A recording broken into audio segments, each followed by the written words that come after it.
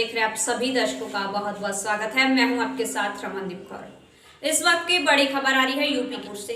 क्या है पूरा मामला, देखने के लिए बने रहिए हमारे संगम नगरी प्रयागराज देश की सुरक्षा में हजारों बहनों के भाई दूर कहीं बॉर्डर पर तैनात हैं और ऐसे में भाइयों की कलाई सूनी न रहे, इसलिए प्रयागराज लॉयंस क्लब अनुपम की महिलाओं और सदस्यों ने जहां सैनिक भाइयों के लिए रक्षा सूत्र यानी राखियां भेजी है, साथ ही आज सुभाष चौराहे पर जहां इंडियन आर्मी के जवानों को राखी भी बांधी गई। ऐसे में यहां उनके लिए बॉर्डर पर उनके कमांडेंट के द्वारा मिठाई व राखियां भी लॉयंस क्लब अनुपम इलाहाबाद और अन्य क्लब के द्वारा भेजी गई। ऐसे में इन पूरे मामले पर क्या कुछ कहना है लॉयंस क्लब इलाहाबाद अनुपम के अध्यक्ष विशाल खरे और उमा जायसवाल का, आइए दिखाते हैं। ये ऐसा है कि हम लोग हर साल जैसे इलाहाबाद इंटरनेशनल है तो इलाहाबाद इंटरनेशनल में लॉयंस क्लब इलाहाबाद इंटरनेशनल में इलाहाबाद में 28 क्लब हैं।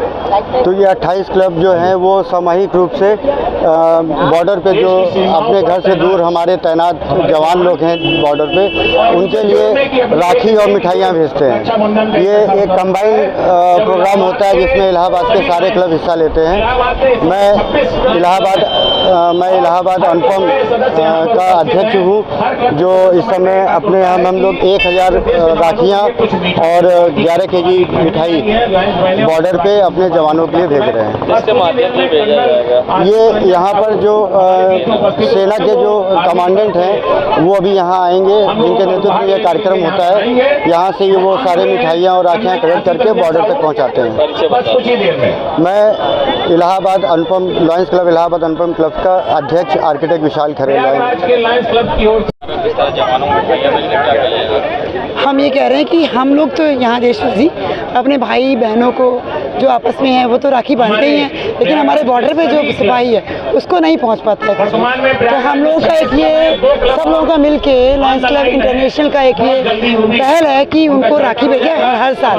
आज 5 साल हो गए हैं हम लोग रेगुलर भेजते हैं। तो मैं लॉयंस क्लब इलाहाबाद अनुपम की चार्टर्ड प्रेसिडेंट, जो कि अभी 3रा साल शुरू हुआ है, की हूँ, और वो हम लोग आज 11 किलो मिठाई और 1000 राखियाँ भेज रहे हैं अपनी तरफ से। मैं doctor Uma Jaiswal, lions club Allahabad Anupam की चार्टर प्रेसिडेंट। उमेश पाल हत्याकांड मामले में जहां अब एक और मुकदमा दर्ज हुआ है। उमेश पाल हत्याकांड में आरोपित शाइस्ता परवीन व जैनब संग 4 अन्य लोग पर मुकदमा दर्ज हुआ है। ये मुकदमा अदालत से जारी कुर्की की उद्घोषणा के बावजूद हाजिर नहीं होने के पर है। बता दें 24 फरवरी को हुई उमेश पाल हत्याकांड में जहां अतीक और अशरफ की हत्या होगी, जबकि 4 अन्य मुठभेड़ में मारे गए हैं। अतीक की पत्नी शाइस्ता और जैनब, अशरफ की पत्नी नूरी, आयशा बहन और बमबाज गुड्डू मुस्लिम शूटर अरमान साबिर पकड़ में नहीं आए हैं और इन पर अब जहां पहले से ही इनाम घोषित है, तो वहीं अब शाइस्ता परवीन के अलावा जैनब और आयशा नूरी पर भी इनाम की घोषणा करने की तैयारी में है पुलिस। ऐसे में अब जल्द ही पुलिस जगह जगह और भी जगह छापेमारी कर रही है और जल्द ही इनको गिरफ्तारी करने का दावा भी कर रही है। अब देखना होगा कब ये होंगे सलाखों के पीछे। नगरी प्रयागराज के नज़ारा है करेली की सड़कों का, जो कहने को तो स्मार्ट सिटी मगर हालात गांव से भी बुरे हैं। बता दें अक्सर यहां लोग दुर्घटनाग्रस्त होते, जिम्मेदारों की माने तो लोगों को काफ़ी परेशानी का सामना करना पड़ता है। जिस तरह से सड़कें खस्ता हाल हैं, अब आप देख सकते हैं किस तरह से यहाँ जल भराव हो गया हल्की सी बारिश के बाद और पूरी तरह से सड़क गड्ढे में है। अब देखना है कि ये कब सही होती है। ऐसे में क्या कुछ कहना है व्यापारी का, आइए दिखाते हैं। ये बताइए कितनी समस्या है सड़कों को लेकर, क्या कहिएगा? देखिए समस्या बहुत ज़्यादा है। जिस हिसाब से बारिश आप देख रहे हैं तो हो नहीं रही है, और जिस दिन बारिश हो जाती है तो हर जगह पे पानी पानी दिखाई देता है। हर गड्ढों में, नाली में बहुत सारी समस्या है। रोड पे चलने के लिए दिक्कत हो गई है, और पुराने शहर में तो खास करके बिल्कुल चलने लायक नहीं। अगर एक दिन भी बारिश 1 आध घंटा हो जाती है तो सड़क गड्ढे में है, सड़क गड्ढे में है। आप तो हालात देख ही रहे हैं, खुद ही आप लोग रोज़ निकलते रहते हैं, देख रहे हैं किस तरीके की कंडीशन है। क्या किया जाए इसका? क्या नाम है? मुसाफ खान, युवा महानगर अध्यक्ष व्यापार मंडल। संगम नगरी प्रयागराज जहां मुजफ्फरनगर में एक छात्र की पिटाई मामले ने अब तूल पकड़ लिया है, जहां लगातार विपक्ष अब सरकार पर हमलावर है। बता दें मुजफ्फरनगर में एक टीचर ने अन्य छात्रों से एक मुस्लिम छात्र की पिटाई करवाई, क्योंकि वे मुस्लिम है, ये कहा गया, जिसके बाद से अब राजनीति गरमाई है। तो विपक्ष लगातार हमलावर हो रहा है इस मुद्दे को लेकर। तो वहीं प्रयागराज में भी अब कांग्रेस नेता इरशाद उल्लाह ने इस पर सवाल खड़े किए हैं और सरकार पर गंभीर आरोप भी लगाए हैं और निशाना साधते हुए क्या कुछ कहा है कानून व्यवस्था को लेकर, आइए दिखाते हैं। नगर में जिस तरीके से घटना सामने आई है, ये पूरे समाज को झकझोर दे रही है। एक छोटे बच्चे को किस तरीके से टीचर बच्चों से पिटवा रही है और उनसे कह रही है कि ये मुस्लिम का बच्चा है, इसको पीटो। ये शर्मनाक घटना है, जहाँ एक तरफ ट्रेन के अंदर रक्षक जो है वो भक्षक हो जाता है और स्कूल के अंदर टीचर जो है किस तरीके से ऐवान हो गई है। पूरी तरीके से ये समाज को कहाँ लेके जाया जा रहा है, ये भाजपा द्वारा जो नफरत फैलाया जा रहा है उसका नतीजा है ये। एक स्कूल के अंदर एक टीचर जो है बच्चों को पिटवा रही है और कह रही है कि मुसलमान का बच्चा है, इसको पीटो।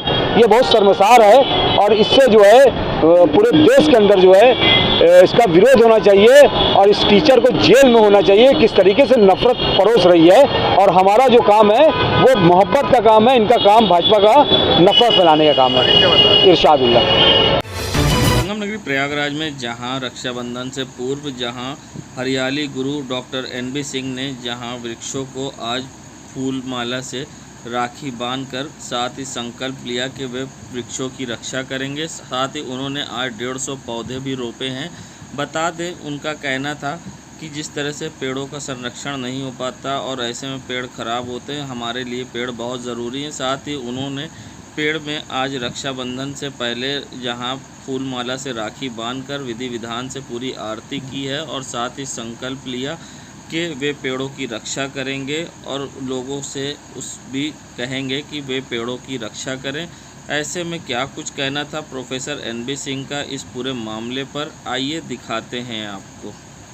आज हम लोगों ने 150 पौधों का वृक्षारोपण किया, जिसमें नीम, आम, महुआ, जामुन, आंवला आदि के वृक्ष थे और हम लोगों ने प्रतिवर्ष की तरह वृक्षों को रक्षा सूत्र बांधा है और ये शपथ लिया है कि हम पुराने वृक्षों की रक्षा करेंगे और नए वृक्षों का रोपण करेंगे।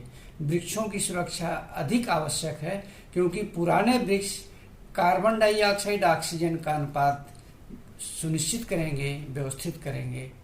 Thank you. मैं प्रोफेसर NB सिंह।